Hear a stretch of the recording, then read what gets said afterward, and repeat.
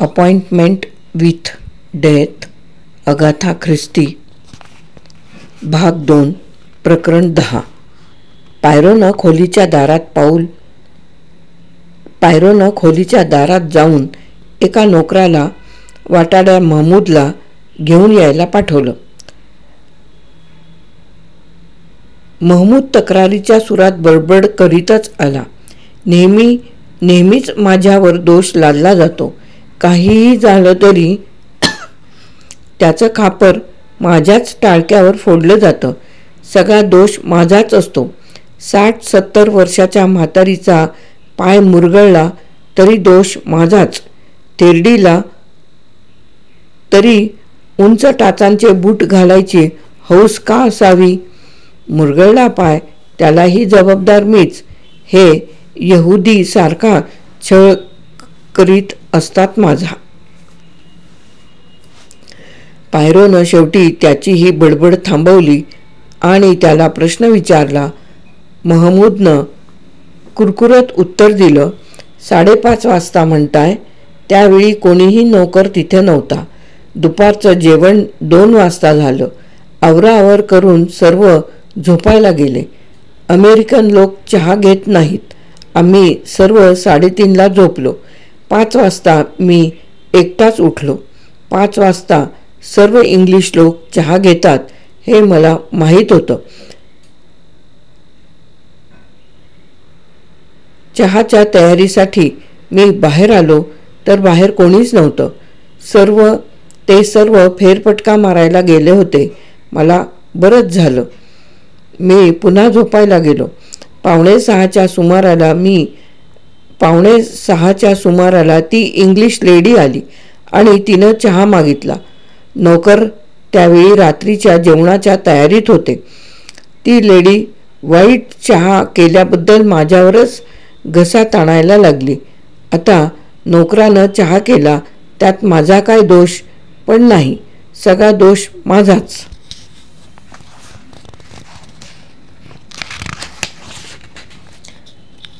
ते सोड. मळत म्हातारी एका नोकरावर संतापली होती. तो नोकर कोणता आणि म्हातारी त्याच्यावर का उखडली? काय झालं होतं? पायरोनं विचारलं. आता हेही मलाच विचारा.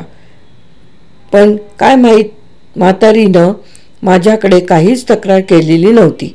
महमूद तणतणला. पण निदान तू चौकशी तर करू शकतोस ना? नाही.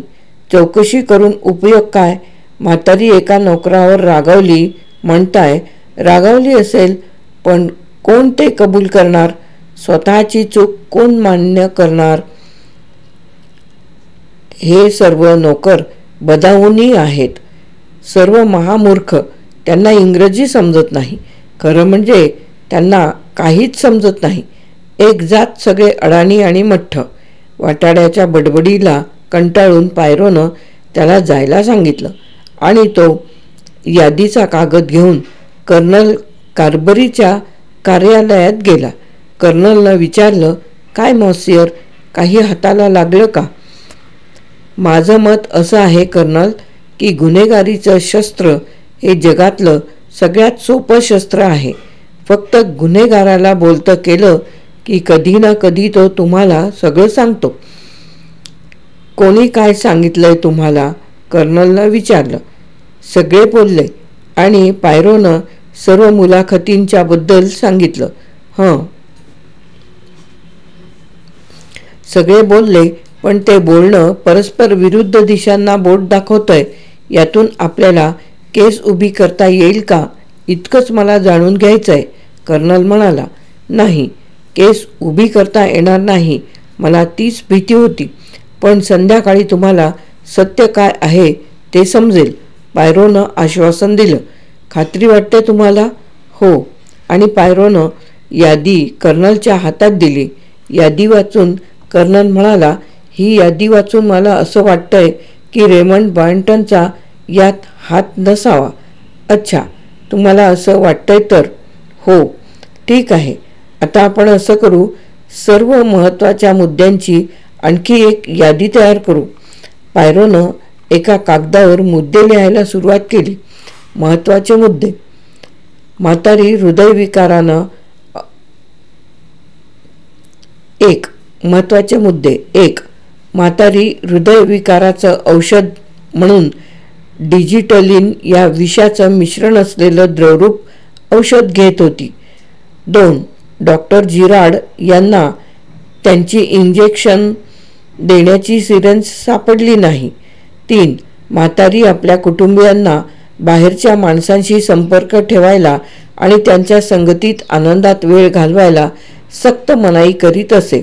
त्यात तिला एक प्रकारचा आसुरी आनंद मिळत असे. 4.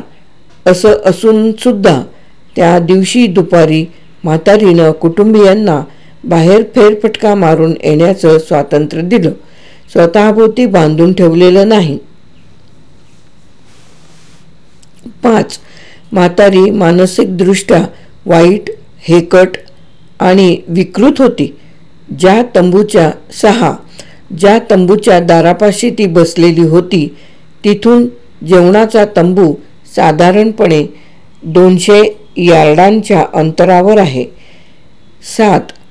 लेनॉक्स बॉयंटन तो तळावर केव्हा परत आला याची नक्की वेळ आपल्याला माहीत नाही असं प्रथम म्हणाला, पण नंतर आईच्या बंद पडलेल्या घड्याळाला चावी देऊन काटे फिरवून घड्याळ वेळेप्रमाणे लावून दिल्याचं त्यानं कबूल केलं. 8. डॉक्टर जिराड आणि जिनेव्हरा बॉयंटन यांचे तंबू शेजारी शेजारीच होते.